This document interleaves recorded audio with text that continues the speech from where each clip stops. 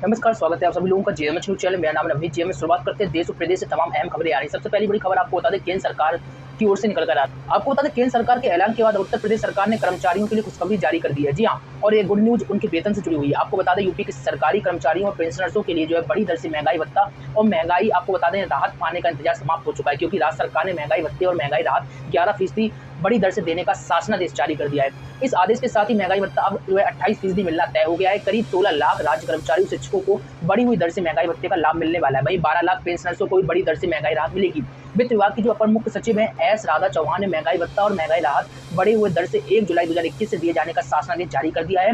महंगाई भत्ते में 11% की जो है बढ़ोतरी की खबर निकलकर सामने आई है। अभी तक जो है कर्मचारी 17% महंगाई भत्ता पाते थे और इस वृद्धि के बाद उन्हें 28 आपको बता दें फीसदी की दर से महंगाई भत्ता मिलेगा। राज्य कर्मचारी सहायता प्राप्त शिक्षक एवं प्रावधिक शिक्षण संस्थान, शहरी स्थानीय निकायों के नियमित और पूर्णकालिक कर्मचारी, कार्य प्रभारित कर्मचारी, यूजीसी वेतनमानों में कार्यरत आदि जो है कर्मचारी, इन सभी को जो है लाभ मिलने वाला है। इस ऐलान से आप खुश हैं या फिर नहीं, कमेंट बताइए। अगली बड़ी खबर, भारत के सर्वोच्च कमांडर यूपी के दौरे पर आने वाले हैं। जी हाँ, हम बात कर रहे हैं राष्ट्रपति रामनाथ कोविंद के बारे में। दरअसल 3 महीने बाद फिर से उत्तर प्रदेश के दौरे पर ही आ रहे हैं। राष्ट्रपति रामनाथ कोविंद का यह दौरा आपको 26 अगस्त से शुरू होने की खबर है। इस दौरान जो है राष्ट्रपति अयोध्या भी जाएंगे और रामलला के दर्शन भी करने वाले हैं। अगली बड़ी खबर बता देते हैं, छात्राओं से जुड़ी हुई है, अभ्यर्थियों से जुड़ी हुई है। प्रदेश में संपन्न होने जा रही पॉलिटेक्निक प्रवेश परीक्षा की जो है एडमिट कार्ड 25 अगस्त को जारी कर दिए जाएंगे। इस परीक्षा में जो है भाग लेने वाले छात्र वेबसाइट jee.cup.nic.in पर जाकर अपना एडमिट कार्ड डाउनलोड कर सकते हैं। आपको बता दें, पहली बार इस साल जो है यूपी जेईई प्रवेश परीक्षा पूरी तरह से ऑनलाइन आयोजित की जा रही है। राजकीय, अनुदानित और निजी क्षेत्र के पॉलिटेक्निक संस्थान प्रवेश के लिए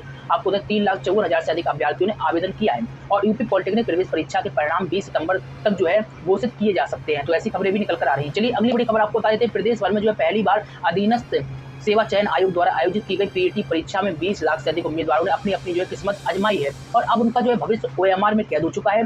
आयोग के जो है नियम के अनुसार प्रश्न पत्र जो है आपको बता दें, पेपर जो होते हैं संपन्न होने के बाद कुछ घंटों वेबसाइट पर जारी कर दिए। आयोग ने यूपी पीईटी परीक्षा की दोनों शिफ्ट के सभी जो है सीरीज ABCDEFG और H के लिए प्रश्न पत्र परीक्षा के दिन ही जो है देर शाम जारी कर दिए और ये सभी क्वेश्चन उम्मीदवारों के लिए 4 सितंबर तक उपलब्ध रहने वाले हैं। यूपी पीईटी परीक्षा में सम्मिलित हुए करीब 20 लाख से अधिक उम्मीदवारों के साथ साथ अगले वर्ष की परीक्षा की तैयारी में जुटे उम्मीदवार इन क्वेश्चन पेपर को आयोग की ऑफिशियली वेबसाइट से डाउनलोड कर सकते हैं। परीक्षा में सम्मिलित हुई परीक्षा की तैयारी में जुटे उम्मीदवार यूपी पीईटी परीक्षा क्वेश्चन पेपर डाउनलोड करने के लिए आयोग की वेबसाइट पर विजिट करें। इसके बाद उन्हें होम पेज पर दिखाई दिए गए नोटिस पर क्लिक करना पड़ेगा और इसी के साथ ही फिर नए पेज पर शिफ्ट 1 या 2 ऑप्शन आएगा, लिंक पर आपको क्लिक करना पड़ेगा। इसके बाद जो नए पेज पर विभिन्न सीरीज के लिंक आपको दिखाई देंगे और आप अपनी सीरीज के अनुसार जो है यहाँ पर चुनाव कर लें और उसके बाद जो है अपना पेपर क्वेश्चन पेपर जो है एक तरफ से डाउनलोड कर सकते हैं। और इसी के साथ ही आपको बता दें, बहुत ही जल्दी जो है आंसर की भी आयोग जारी करने वाला है। अगली बड़ी खबर बता देते हैं, दिल्ली से निकल कर आ रही। दिल्ली के सीएम अरविंद केजरीवाल ने कहा है कि यह देश में इस तरह का पहला स्मोक टावर होगा जो नई तकनीक पर बना है। आपको बता दें, स्मोक टावर को लेकर विवाद छिड़ गया है। केजरीवाल ने कहा कि हमने अमेरिका से इस टावर को आयात किया है।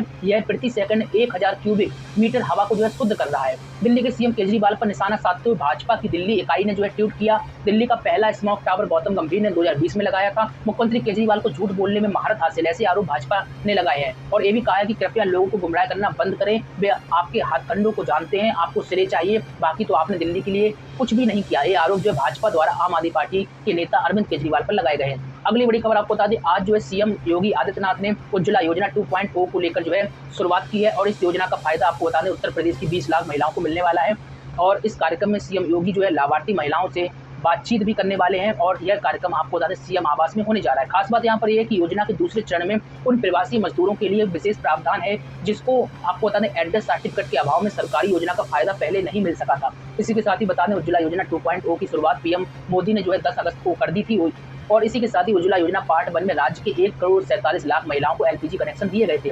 ये पूरे देश में अब तक दिए जाने वाले एलपीजी कनेक्शन में सबसे ज्यादा है। वहीं आपको बता दें, उज्ज्वला योजना 2.0 में 20 लाख महिलाओं को मुफ्त एलपीजी कनेक्शन का फायदा मिलेगा। सीएम योगी आज खुद जो है इसकी शुरुआत करने वाले हैं। इसके लिए सीएम आवास में खास कार्यक्रम रखा गया है। इस दौरान जो सीएम पिछली लाभार्थियों से भी बातचीत करेंगे। प्रधानमंत्री मोदी ने 10 अगस्त को वीडियो कॉन्फ्रेंसिंग के जरिए यूपी में एलपीजी कनेक्शन सौंप कर उज्ज्वला योजना के दूसरे चरण का शुभारंभ किया था और कार्यक्रम के दौरान प्रधानमंत्री ने उज्ज्वला योजना के लाभार्थियों से जो है बातचीत भी की थी।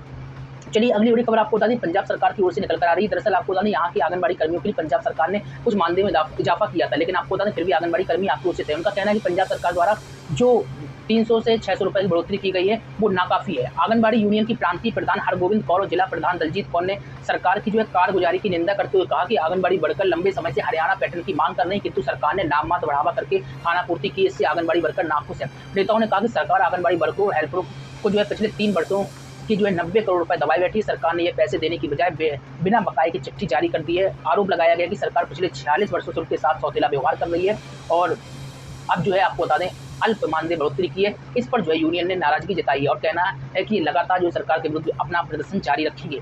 अगली बड़ी खबर बता देते हैं, केंद्र सरकार की जो महत्वाकांक्षी नेशनल मोनेटाइजेशन पाइपलाइन यानी कि NMP प्रोग्राम पर राहुल गांधी ने जो है नाराजगी जाहिर की। आपको बता दें नरेंद्र मोदी सरकार पर इस योजना के जरिए देश के सरकारी संसाधनों को बेचने का भी आरोप लगाया गया है। दरअसल राहुल गांधी ने प्रेस कॉन्फ्रेंस करते हुए कहा कि 70 साल में जो भी देश की पूंजी बनी मोदी सरकार ने उसे बेचने का काम किया है। राहुल गांधी ने कहा कि रेलवे को निजी हाथों में बेच दिया जा रहा है, पीएम सब कुछ जो है बेच रहे हैं। और इसी के साथ ही राहुल गांधी ने यह भी कहा कि मोदी के नारे का जिक्र करते हुए बीजेपी का नारा था कि 70 साल में कुछ नहीं हुआ। कल वित्त मंत्री ने देश में जो भी 70 वर्षों में बना उसे बेच दिया। देश के युवाओं से केंद्र ने रोजगार छीना, कोरोना में मदद नहीं की, किसानों के लिए 3 कृषक जो है कानूनों पर भी जो है केंद्र को 70 साल लगे हैं और इनको बनाने में हिंदुस्तान की जनता ने लाखों करोड़ रुपए अपना पैसा डाला है। ये पूरा का पूरा 3-4 लोगों के हवाले किया जा रहा है। आपसे कहा जा रहा है भाइयों और बहनों, क्या नाम दिया इसका, क्या कहते हैं इसका? नहीं, वो एक लाइन थी, नेशनल मोनेटाइजेशन पाइपलाइन। ये आपका भविष्य है। ये जो आपका भविष्य है इसको बेचा जा रहा है, इन 3-4 उद्योगपतियों को गिफ्ट दी जा रही है। कर्मचारी चयन आयोग, हरियाणा लोक सेवा आयोग और विश्वविद्यालय की भर्ती परीक्षा का पेपर लीक करने वाले परीक्षार्थियों, परीक्षा केंद्र पर तैनात कर्मचारी और गिरोह में शामिल तमाम लोगों की अब खैर नहीं होने वाली है। अगर कोई परीक्षार्थी पेपर लीक में सम्मिलित पाया जाता है तो 2 साल तक किसी भी भर्ती परीक्षा में शामिल नहीं हो पाएगा। साथ ही 2 साल तक की सजा या 5,000 रुपए तक का जुर्माना भी भुगतना पड़ सकता है। पेपर लीक रोकने के लिए सख्त हुई यहाँ की सरकार ने विपक्ष के विरोध के बावजूद भी जो है एक कानून बनाया है। दरअसल विधानसभा में मंगलवार को भारी हंगामे के बावजूद भी हरियाणा लोक परीक्षा अनुचित साधन निवारण विधेयक 2021 पारित कर दिया गया। कहीं ना कहीं एक अच्छी खबर है। अगली बड़ी खबर बात कर लेते हैं मानसून से जुड़ी। देश में कई हिस्सों में मानसून अब भी जो है सक्रिय है। यही कारण है कि कई राज्यों व जिलों में रह रहकर बारिश देखने को मिल रही है। हालांकि इस बीच उत्तर प्रदेश और बिहार में जो है बारिश से राहत मिलने की उम्मीद कम है, क्योंकि मौसम विभाग की माने तो 27 अगस्त तक यूपी और बिहार में के कुछ हिस्सों में बारिश देखने को मिल सकती है। वहीं पूर्वी यूपी में 26 अगस्त तक बारिश को लेकर अलर्ट भी जारी किया गया है और बिहार में भी जो है बारिश जारी रहने की संभावना जताई गई है।